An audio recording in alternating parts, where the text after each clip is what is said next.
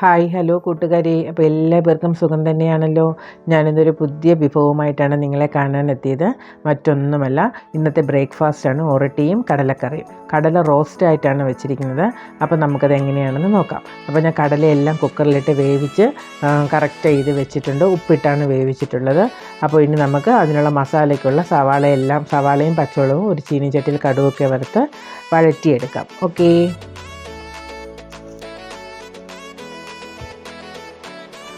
അതിനിടയിൽ ഞാനിവിടെ ഉറട്ടിക്കുള്ള മാവും കൂടെ കിണ്ടിയെടുക്കുകയാണ്. കുക്കറിനകത്താണ് ഞാൻ കിണ്ടിയെടുക്കുന്നത്. അപ്പോൾ ആദ്യം അതിന് വേണ്ടി ആവശ്യത്തിന് വെള്ളവും കുറച്ച് തേങ്ങയും ഉപ്പും ഇട്ട് തിളച്ച് വരുമ്പോൾ നമുക്ക് മാവിട്ട് ഇളക്കിയെടുക്കാം. ഓക്കെ. അപ്പോൾ നന്നായിട്ട് ഇളക്കിയെടുക്കണം. മാവ് നന്നായിട്ട് വാടി വരണം. സാധാരണ രീതിയിൽ ഇതുപോലെ വാടിയെടുക്കാൻ ഒരുപാട് സമയം ഇതുപോലെ ഇങ്ങനെ ഇളക്കി ഇരിക്കാറുണ്ട്. അപ്പോൾ ഇപ്പോൾ ഞാനും മാമിയും ചെയ്യുന്നത് ഇതുപോലെ കുക്കറിലിട്ട് വെള്ളമെല്ലാം ഒന്ന് ക്ലിയർ ആയതിന് ശേഷം ആ കുക്കറിൽ തന്നെ ഇട്ട് അടച്ച് നമ്മളൊരു 10 മിനിറ്റ് വെച്ചേക്കും. അപ്പോൾ ആ ചൂടോടെ ഇരുന്ന് ആ മാവ് നന്നായിട്ട് വാടി വരും. ഓക്കെ. അപ്പോൾ നമുക്കത് അങ്ങനെ വയ്ക്കാം. അപ്പോൾ അതിൻ്റെ ഇടയ്ക്ക് നമുക്ക് കടലക്കറിയുടെ കാര്യങ്ങളൊക്കെ നോക്കാം. ഓക്കെ. കടലക്കറിക്ക് ഇവിടെ ഏകദേശം ഇനി നമുക്ക് ഇതിലോട്ട് ഇഞ്ചിയും വെളുത്തുള്ളിയും തക്കാളിയും കൂടെ ഇട്ട് നന്നായിട്ട് വഴറ്റിയെടുക്കാം.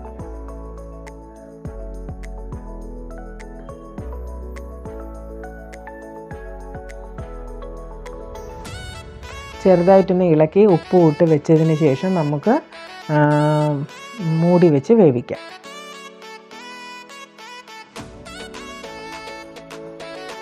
ഓക്കെ. അപ്പോൾ ഏകദേശം ഒരു വാടലൊക്കെ ആയി വന്നിട്ടുണ്ട്. ഈ സമയത്ത് നമുക്കിനി ഇതിലോട്ട് കറി മസാലയും കുരുമുളകും മഞ്ഞൾപ്പൊടിയും കൂടെ ഇട്ട് നന്നായിട്ട് വഴറ്റാം. ഇതിൻ്റെ പച്ചമണം മാറാനാണ് നന്നായിട്ട് ഒന്ന് ഇളക്കിയതിന് ശേഷം ഒന്ന് മൂടി വയ്ക്കുന്നത്. ഇനി ഇതിലോട്ട് നമുക്ക് മല്ലിപ്പൊടിയും മുളക് പൊടിയും കൂടെ ചേർക്കണം. അപ്പോൾ മല്ലിപ്പൊടി ഞാൻ ചേർത്തു. ഇനി കുറച്ച് മുളക് പൊടിയും കൂടെ ചേർത്ത് നന്നായിട്ട് ഇളക്കാം. ആവശ്യത്തിന് നിങ്ങൾ എടുക്കുന്നതിൻ്റെ അളവ് എത്രയോ അതനുസരിച്ച് ഇടണം. ഞാനിവിടെ 2 സ്പൂൺ മല്ലിപ്പൊടി 1 സ്പൂൺ മുളക് പൊടിയുമാണ് ഇട്ടത്. മുളക് പൊടി കാശ്മീരിയാണ്, കാരണം ഞാൻ കുരുമുളകും പച്ചമുളകും ഇട്ടിരിക്കുന്നത് കൊണ്ട് എനിക്ക് ആ എരി മതിയാകും. ഓക്കെ. ഇനി നമുക്ക് കടല വേവിച്ചതിലുള്ള വെള്ളമുണ്ട്, ആ വെള്ളം ഒഴിച്ചാൽ മതി. അതിന് നല്ല ടേസ്റ്റ് ആയിരിക്കും.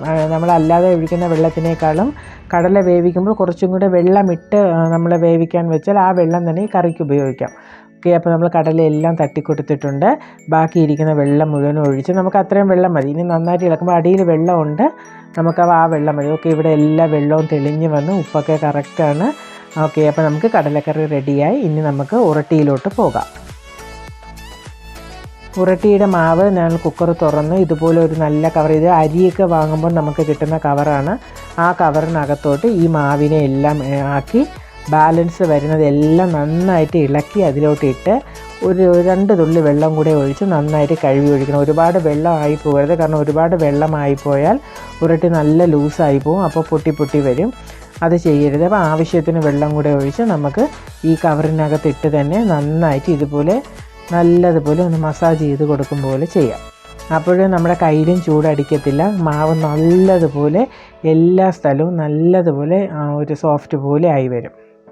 ഏകദേശം ഒരു 5 മിനിറ്റ് വേണം. ഇപ്പോൾ ഏകദേശം എല്ലാം ക്ലിയറായി വന്നു. കവറിലൊന്നും ഒട്ടിയിരിപ്പില്ല മാവ്. അപ്പോൾ ഇനി നമുക്ക് ഇതിനെ ചെറിയ ചെറിയ ബോൾസുകളാക്കി എടുക്കാം.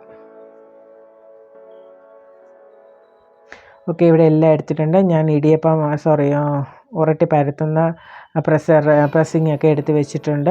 നമുക്കിതിൽ ഓരോന്നായിട്ടിട്ട് പ്രസ് ചെയ്ത് നമുക്ക് ആ ദോശ ചുടുന്ന കല്ലിലോട്ടിട്ട് ചുട്ടെടുക്കാം.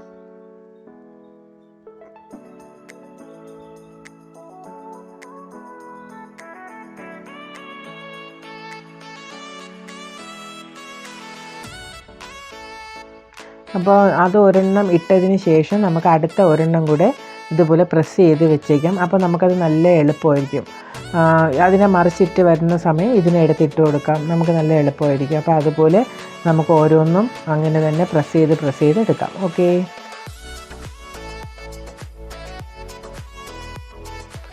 പിന്നെ എന്തൊക്കെയാണ്? ഓക്കെ. അപ്പോൾ ഇവിടെ നമുക്കെല്ലാം ഓരോന്നോരോന്നൊക്കെ ചുട്ടെടുത്ത് വയ്ക്കാം. ഞാനിവിടെ ചുട്ടെടുത്ത് വയ്ക്കുന്നത്, ഞാനിത് ചുട്ടെടുത്ത് വയ്ക്കാനായിട്ട് ഒരു ടവൽ വെച്ചിട്ടുണ്ട്. ആ ടവലിൻ്റെ പുറത്താണ്. മറ്റേത് ഒന്നൊന്നായിട്ട് നമ്മൾ ചൂടോടെ അടുക്കി വെക്കുമ്പോൾ വിയർത്ത് വരാൻ സാധ്യതയുണ്ട്. അപ്പോൾ ഈ തുണിയിൽ ഓരോന്നായിട്ട് നമ്മൾ വെക്കുമ്പോഴത്തേക്ക് വരുന്ന ആ ഈർപ്പം ആ തുണിയിലങ്ങ് പറ്റി പിടിച്ചോളും. അപ്പോൾ ഞാൻ അങ്ങനെയാണ് സാധാരണ ചെയ്യുന്നത്. നമുക്കതെങ്ങനെയാണെന്നും കൂടെ നോക്കാം. ഓക്കേ.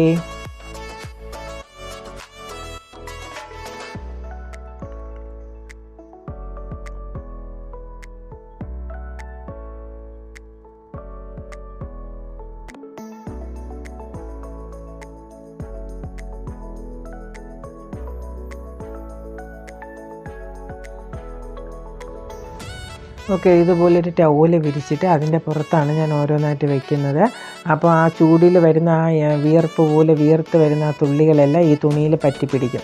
എന്നിട്ട് നമ്മൾ ചൂടോടെ ഒന്നിൻ്റെ പുറത്ത് ഒന്നായിട്ട് അടുക്കി വയ്ക്കുമ്പോൾ ഒരു വല്ലാത്ത നനവും ഒട്ടിയിരിക്കുന്നത് പോലെയൊക്കെ തോന്നും. ഇതാകുമ്പോൾ അങ്ങനെ കുഴപ്പമില്ല. അതിനുശേഷം നമ്മളൊരു ചെറിയ പാത്രം എടുത്ത് അതിലോട്ട് ഇതുപോലെ അടുക്കി വയ്ക്കാം. അപ്പം നമുക്ക് ഓരോന്നായിട്ട് ചുട്ട് നമുക്ക് ക്ലിയർ ചെയ്യാം. ഓക്കെ, അപ്പോൾ ഞാനിവിടെ എല്ലാം ക്ലിയർ ചെയ്തിട്ടുണ്ട്. നമുക്ക് അങ്ങനെ ഇനി ഈ പാത്രത്തിലോട്ട് വെച്ച് ക്ലിയർ ആക്കാം. അപ്പോൾ ഇനി നമുക്ക് വേറെ ചുടാനായിട്ടൊന്നുമില്ല. നമുക്ക് ടവലൊക്കെ മടക്കി വെച്ച് ഇനി കടലക്കറിയും കൂടെ കോരിയെടുക്കാം. എന്നിട്ട് കഴിക്കാനായിട്ട് കൊടുക്കാം.